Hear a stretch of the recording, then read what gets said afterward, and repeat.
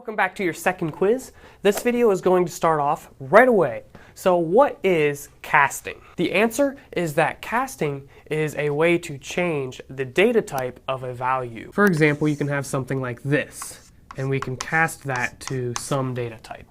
Now, when we do this, is this value here truncated or rounded? And also, what's the difference? Truncated is when we just crop it off and keep whatever is right here. Rounded is where we either go down or we go up, depending on the value right here. The answer is that it will be truncated.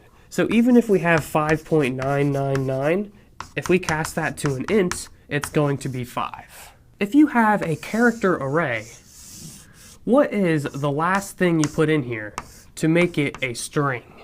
We've only talked about this very briefly, so if you're not sure, that is okay.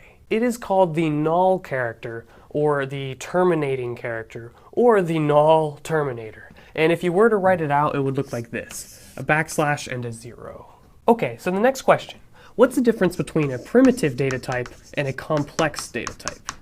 The answer is that primitive data types are foundational to the language. They come pre-created, and you can use these primitive types sort of as building blocks to make more complex data types. For example, you could have a complex data type such as coordinate, which is made up of two integers, x and y. You could even go more complex than that and build something like a linked list or some other data structure. Alright, when you are printing, what is the format character for an integer? The answer is a %d or a %i. What are the format characters for floating point values? The answer is %f, %g, or %e. When using scanf, what is special about the value you pass in here, known as the argument? You have to use a special operator before the variable name, and that is the ampersand. It looks like, oh, I can't draw this. How's it look? Sort of like that. And that is known as the address of operator. So what that means is we're passing the address of whatever variable we're throwing in here. What is the ASCII code for A, capital A specifically?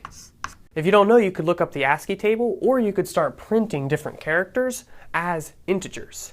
The answer, though, is 65. What is the difference between A and A? Like this. Well, these are both considered constant values, which just means they're just a value. But the main primary difference is you can notice the difference in the quotes. So this is a single quote, and this is a double quote. When you have a single quote, you're working with a character.